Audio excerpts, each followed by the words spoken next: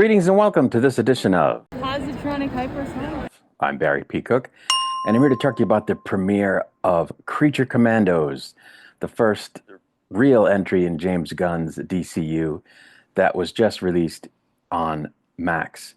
Today, it was a 2-episode premiere, and the first episode was called The Collywobbles. As the episode starts, a group called the Sons of Themyscira and a sorceress/Wonder Woman villain from the comics named Circe claims she's the rightful ruler of Themyscira attack Pakistan as Rick Flag Sr. and Amanda Waller watch it live on the news. Since Congress recently banned using human inmates on missions, Task Force X, aka the Suicide Squad, has been shelved, and now non-human inmates, the Creature Commandos, namely Dr. Phosphorus, the Weasel, the Bride, G.I. Robot, and Nina Mazursky, will be used instead, and Mission 1 takes them to, where else? Pakistan. Upon arrival, they're treated to a bit of a prank before being fed banquet style by the royal family, after which they relax in a courtyard with the princess, who already seems quite fond of the general as she makes an aggressive advance towards him, though he doesn't go along with it. The bride goes AWOL soon thereafter as Nina follows her to try to stop her so they don't get collar shocked by Flag. Meanwhile, Flag ends up in a bit of a protracted fight with Dr. Phosphorus when Dr. Phosphorus goes snooping in Flag's room to try to steal the shock remote. It turns out that the bride was born in this country and that she has gone AWOL to visit the place of her birth, Frankenstein Castle, prompting an old woman tasked with watching out specifically for the bride to show up there to call Eric Frankenstein and report her presence. And that was where the first episode ended. The second episode was called The Tourmaline Necklace, and as it starts in a flashback, we see Dr. Victor Frankenstein arguing with Eric Frankenstein, which I guess we would normally think of as Frankenstein's monster, over whether or not the doctor should create him a wife, which apparently the doctor was already inclined to do, though hesitantly. The bride and Nina explore the castle in the present and end up in the room where she and previously Eric were created. In another flashback, we see the event of her creation, including her introduction to Eric, and how it kind of went badly, just like in the old movie. Apparently, the bride is there now looking for a necklace, the titular tourmaline necklace. Back at the royal palace, the princess succeeds in seducing the general on her second attempt, and their activities can be heard in the hallway quite easily. It would seem that the bride had fallen in love with the now deceased Victor Frankenstein instead of Eric, and in the present, she cries in her old bedroom, remembering him. Nina, meanwhile, finds the necklace and gives it to the bride just as Circe shows up and attacks them through a window. Back at the palace, after his workout with the princess, Flag is informed that the bride and Nina are AWOL and goes about tracking them, as the bride fights Circe and indeed her well-armed cohorts, while trying to make her way out of the castle and simultaneously protecting/carrying Nina.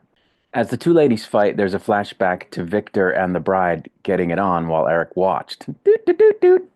At another point during the fight, Circe manages to turn the bride's arms into wacky waving inflatable arm flailing tube men, which was kind of funny, but which of course rendered her unable to fight Circe. Simultaneously, Circe's men shoot Nina's breathing helmet off.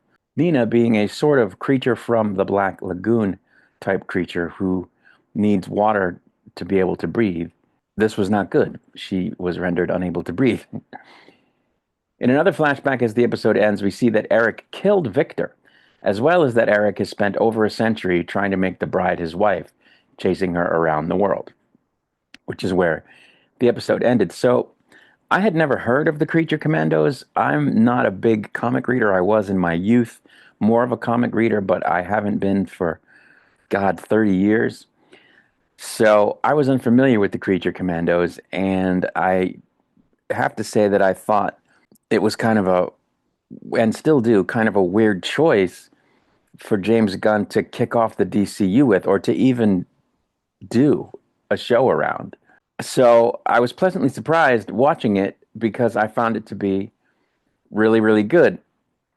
The animation isn't my favorite style, but the characters are voiced well, and they're pretty unique insofar as, what what kinds of characters have been shown on these superhero shows over the last whole bunch of years. You have Dr. Phosphorus, who is a irradiated, like glowing skeleton type guy, voiced by the great Alan Tudyk, by the way. You have the bride, who, of course, is the bride of Frankenstein. She's a reanimated corpse or different parts of corpses to make up a whole body. You have Nina, who, as I said, is like a fish person. You have G.I. Robot, who is a Nazi killer from the past that was kept around by Amanda Waller when she found him. You have Weasel, who we know from the Suicide Squad movie, and he's pretty gross, but good for some comic relief, I guess. And they're really all pretty cool characters. And these two episodes I thought were really fun. You have Viola Davis back as Amanda Waller, which is cool. As I said, you have Alan Tudyk playing Dr. Phosphorus, and he's great. So, I just thought it was action-packed, and there's some interesting lore that they introduced us to.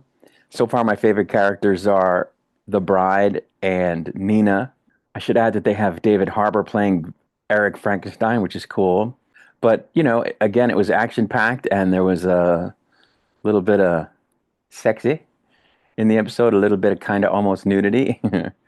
So I was like that. I mean, it's a bit of a Suicide Squad clone. So if you like the Suicide Squad, it's the same vibe. It's just different characters. And I did like Suicide Squad, both movies. So, I found this to be just as fun. And I'm looking forward to the rest of the season. It's only 7 episodes, so it's only going to be 5 more weeks. But I guess, maybe they're taking it slow as they open the DCU with this new venture. But, that's really it. For now, I'm going to get out of here. I'll be back with another video soon. Until I return, I wish you peace and long life.